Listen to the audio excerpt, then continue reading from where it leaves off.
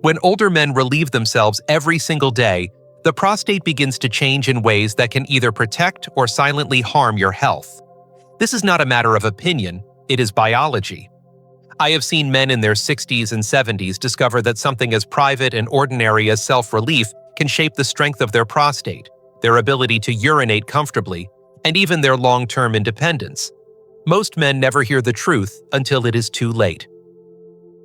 I am Dr. Mohit Khera, a physician and men's health specialist with more than 30 years of experience guiding older men through the most personal and important aspects of their well-being. My work has always been dedicated to helping men protect their prostate, restore vitality, and approach aging with confidence rather than fear. Here is the paradox. Many believe that frequent release must weaken the body, while others are convinced it preserves health. The surprising truth is that both can be correct depending on how often it is done and how your prostate responds. This is why confusion is so common and why so many men stay silent instead of asking questions.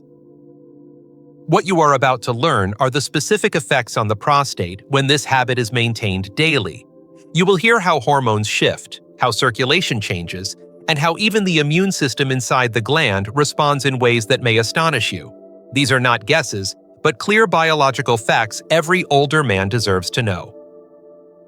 And stay with me, because the third effect is the one that most doctors overlook.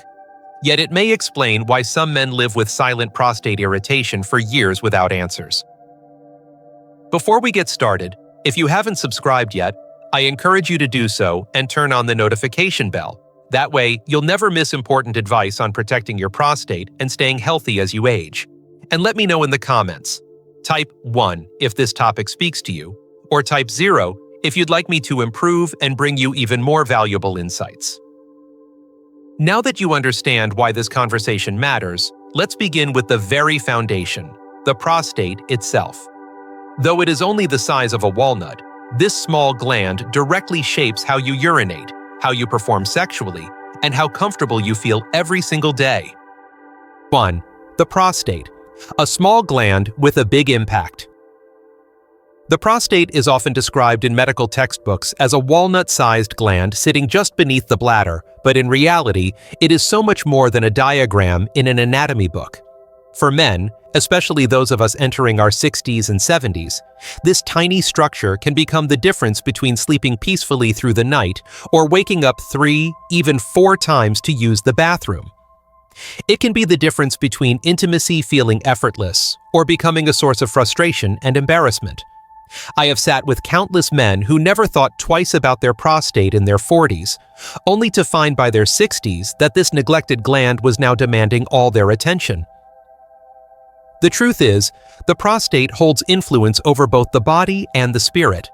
When it is healthy, men feel lighter, more confident, able to enjoy life without constant worry about urgency or discomfort. But when it swells, stiffens, or becomes inflamed, it doesn't just affect urination or intimacy. It slowly chips away at independence, dignity, and even joy in daily living. I often remind my patients that the prostate is not a silent passenger. It reacts to every choice you make, including the decision to relieve yourself regularly. Understanding this small gland is the foundation for understanding everything that comes next. Because when you know just how much power it has over your quality of life, the changes that happen with daily release begin to make perfect sense. And here is where things become surprising. Every time you ejaculate, your hormones shift in ways that can either protect or quietly destabilize your health. Let's explore exactly how that works. 2. Daily relief and hormones, a surprising reset. Every time a man ejaculates, a subtle but powerful shift occurs inside the body, one that most men never feel directly, but that shapes their long-term health. The hormone at the center of this story is called dihydrotestosterone, or DHT. For decades, research has shown us that DHT plays a vital role in maintaining male traits. Yet when it lingers at high levels, it can also become the very fuel that causes the prostate to enlarge. What few men realize is that with each release, DHT dips temporarily, almost as if the body is giving the prostate a short break from its constant stimulation. For some men, this natural pause is enough to protect the gland, to slow down the silent process of overgrowth that can lead to nighttime trips to the bathroom or that heavy, dull ache deep in the pelvis. I have spoken to men who told me they felt lighter, calmer, even clearer in their mind after release, and I believe part of that is hormonal balance being momentarily restored. Yet there is another side to this story. If the habit is pushed too far, if release happens every single day without rest, the delicate rhythm between testosterone, DHT, and the body's larger endocrine system can begin to wobble. Instead of feeling energized, you may feel drained. Instead of stability, you may sense a gradual decline in vitality. It's not about whether the act is good or bad, it is about balance, timing, and respecting the natural rhythm your body still needs even in later years. And this is where things get even more fascinating, because beyond hormones, every release triggers a mechanical workout in the pelvic muscles and the prostate itself. A workout that, when done in moderation, can be one of the most protective actions you take for your gland. 3. Muscle contractions and circulation, the pelvic workout. What many men overlook is that each time they reach release, it isn't just a chemical event. It is also a physical workout deep within the pelvis. The muscles of the pelvic floor contract in powerful, rhythmic waves, and the prostate itself joins in those movements. These contractions are not meaningless spasms. They act like a pump, drawing fresh blood into tissues that otherwise might remain stagnant, helping deliver oxygen and nutrients to keep the gland elastic and alive. For men in their 60s and 70s, when circulation naturally begins to slow, this boost can make the difference between a prostate that remains supple and one that hardens with age. I have listened to men describe how, after a period of healthy activity, they felt more relaxed in their lower body, less heavy, less restricted. What they were feeling was the benefit of improved blood flow and the gentle massage of their own pelvic muscles, keeping everything from becoming stiff and congested. Yet just as with any workout, too much can backfire. If the pelvic floor is forced into contractions without giving it time to recover, the muscles can become fatigued. That fatigue may reveal itself in small but frustrating ways. A weaker stream of urine, slight leakage when coughing or laughing, or a dull sense of tension in the groin that never seems to release. The prostate thrives on movement, but it also requires balance. Knowing how this hidden workout affects your body helps explain why moderate release supports health, while excess begins to drain it. And here is where the story grows even more intriguing, because beyond muscles and blood flow, the prostate has its own immune defenses, and every release stirs that system into action in ways that might surprise you. 4. Immunity and inflammation, nature's cleanse. What most men don't realize is that the prostate is not just a simple gland producing fluid. It also houses its own localized immune activity. Every time you release, the body seizes the opportunity to clear away the waste that quietly builds up inside. Old cells that have completed their life cycle, excess proteins that serve no purpose, and metabolic debris that, if left behind, can irritate the delicate tissues. In many ways, ejaculation acts like a natural cleanse, a quiet housekeeping process that reduces the risk of low-grade inflammation. This is why so many men report a sense of relief or lightness afterward, as though a burden they could not see had been lifted. I recall patients telling me that for years they lived with a dull heaviness in their pelvis, convinced it was just part of aging. Yet after restoring a healthy pattern of release, that heaviness faded. What they were experiencing was not magic, but the immune system doing its work more effectively, flushing out what the body could not eliminate otherwise. But just as with hormones and muscles, there is a line. If the body is pushed into constant cycles without enough recovery time, the immune defenses can grow unstable. Instead of protecting the gland, they may become overactive, leaving behind a state of persistent irritation. It is a subtle change, often invisible on scans or blood tests, yet it creates discomfort that men feel every single day. This hidden connection between release and inflammation is one of the most overlooked aspects of prostate health. And it sets the stage for a real-life story I will never forget, because it reveals just how dramatically this small habit, or the absence of it, can reshape a man's health over the years. 5. A real patient story. David, age 65. Stories often reveal truths that medical charts alone cannot.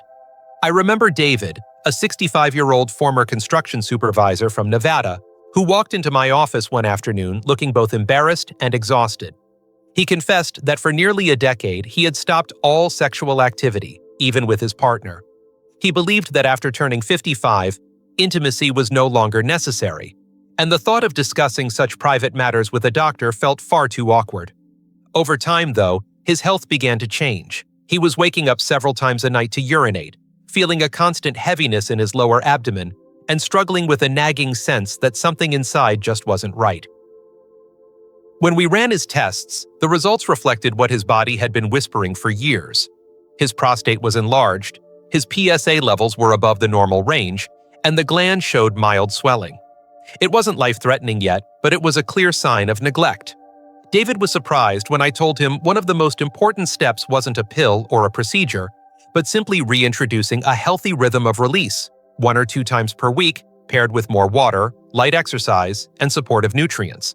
At first he was hesitant, but within 4 months, the change was undeniable. His nighttime urination decreased, the dull ache faded, and his PSA numbers began to improve. What struck me most wasn't just his physical progress, but the confidence that returned to his voice. He told me he felt like himself again, less burdened, more open to conversations about health and intimacy. David's story is a reminder that small, consistent habits can transform both body and mind. And this naturally raises the next big question. How often should men at different ages relieve themselves to protect their prostate without overdoing it? 6. How often should older men relieve themselves? One of the questions I hear most often in my clinic is simple but deeply important. Doctor, how many times a week should I release? The truth is, there isn't one perfect number for every man, but there are patterns I've seen over years of working with patients that can serve as a safe guide. For men in their 40s, the body still recovers quickly, hormones remain strong, and 3 to 4 times a week usually causes no harm. By the 50s, energy begins to shift, and I often recommend cutting back to 2 or 3 times weekly, depending on how the body responds.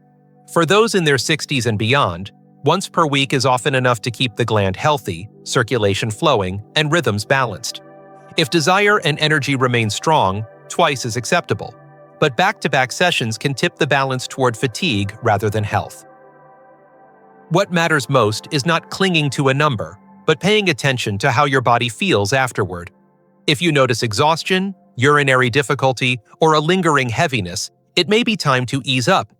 On the other hand, long periods with no activity at all can leave the prostate stagnant and more vulnerable to problems. Consistency is more protective than intensity. This is why I encourage my patients to think of release the way they think of exercise or diet, tailored to their age, their health, and their recovery. Understanding this balance can spare men years of frustration, but there is still another obstacle that keeps so many from protecting their prostate properly. It's not physical at all. It's the heavy silence and embarrassment around this subject, and that silence may be doing more damage than most men ever realize. 7. The emotional barrier. Few men talk about. When I sit across from older men in my office, I often see a familiar hesitation in their eyes. It is not just about symptoms or lab results, but about the deep discomfort of speaking openly on a subject they have been taught to keep silent. Many grew up in a time when self-relief was whispered about, labeled as shameful, or considered unnecessary after a certain age. As the years pass, that silence hardens into avoidance, and the prostate quietly suffers from neglect. I have had men tell me they felt their problems were punishment for something private, when in truth, the real harm came from ignoring their body's needs. I believe one of the greatest obstacles to prostate health in later life is not the biology itself, but the burden of embarrassment. When men refuse to ask questions, they delay care, sometimes for years. The simple act of acknowledging that release remains a normal part of health, even in one's 60s, 70s, or beyond, can lift a tremendous weight. I have watched men's faces soften the moment they hear that it is not strange, not wrong, not shameful. In that instant, they begin to care for themselves again with dignity rather than guilt. This is why I remind every patient that protecting the prostate is no different from maintaining the heart or the lungs. It deserves regular attention and should never be left in silence. But awareness alone is not enough. To truly protect this small but vital gland, men must also act consistently and wisely, balancing habit with rest and never ignoring small signs. And that brings us to the final lesson, the ultimate takeaway every man needs to hear if he wants to guard his independence and vitality for the years ahead.